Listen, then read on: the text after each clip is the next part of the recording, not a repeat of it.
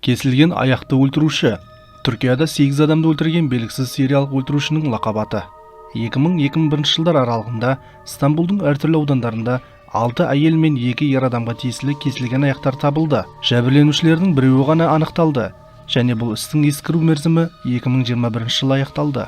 2000 жылдың 8 қаңтарында таңертең Стамбулдың Eminönü ауданындағы базардың қоқыс жәшігінен қағаздар жинап жүрген бір адам кейбір қағаздарда қан дақтарын байқайды. Қоқыс жәшігін мұқият тексергеннен кейін ер адам кесілген адамның аяғын табады. Бірден ол Ешілдерек полиция бөлімшесіне хабарлайды.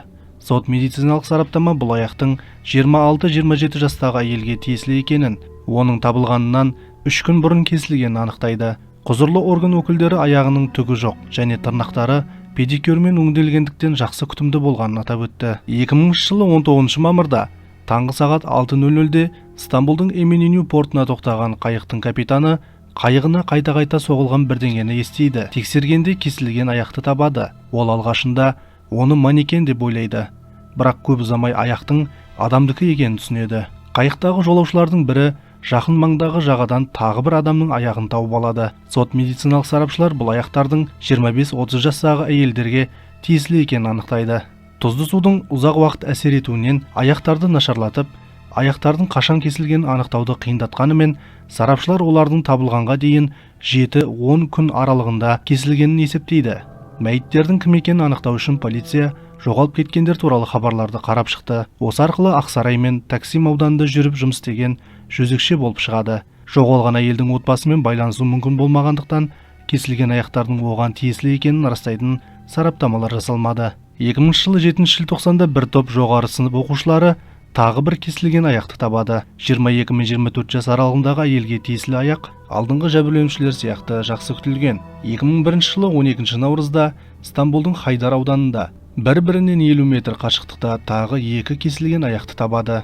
Қоқыс қапшықтарынан табылған аяқтар 2 адамға, 20-22 жас аралығындағы әйел мен 25-30 жас аралығындағы ер адамға тиесілі болып шықты. Әйелдің аяғы алдыңғы жәбірленушілер сияқты дұрыс кесілген, ал ер адамның аяғының кесілген жерлері дөрекі болған. Ер адамның аяғынан алынған қан сынамаларында есірткі мен алкогольдің іздері табылған.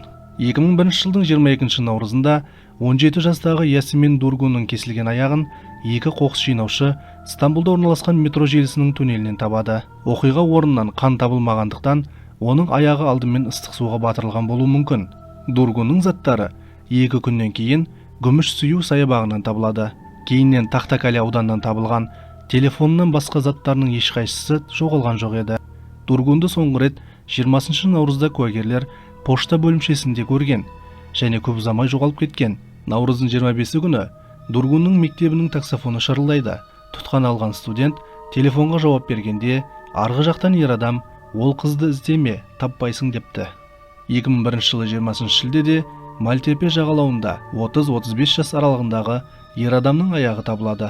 Аяқтан алынған қан үлгілері жәбірленушінің ағзасында көп мөлшерде алкоголь бар екенін көрсетті. Америкалық психолог Ричард Уолтер қылмыскердің психологиялық бейнесін жасайды. Профилде мыналар айтылды. Ол қылмыскер ол туралы білу үшін құрбандарының аяқтарының табылғанын қалайды, бірақ оның қалған құрбандарының мәйіттері табылмау үшін табылғанын қаламайды. Сондай-ақ ол жәбірленушілердің мәйіттері табылғаннан кейін дүрбелең туғызу үшін қоғамдық орындарда қалдырды. Сонымен қатар ол өзі жасаған кісі өлтірулерін қайта тірілту үшін қылмыс болған жерлерді қайталайды. Әйелдерді өлтіру сексуалдық негізде және оның қабілетсіздігінен туындайды. Ол өлтірген ер адамдар ең алдымен құрбан болған әйелдермен қарым-қатынаста болған. Қылмыскер барлық құрбандарын бір жерде өлтіріп, денелерін 6 бөлікке бөлген.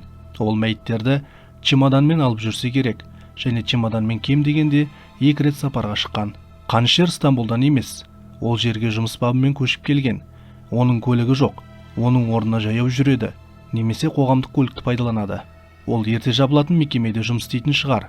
Кісі өлтіру өте ұйымдасқан, сондықтан оның зорлық-зомбылық тарихы бар, және бұрын түрмеде немесе психикалық ауруханада болған болуы мүмкін. Ол бастапқыда жезөкшелерді осалдығына байланысты нысанаға алды, бірақ кейіннен ол тудырған дүрбелеңді көру нәтижесінде сенім артқан кезде кездейсоқ адамдарды нысанаға алған.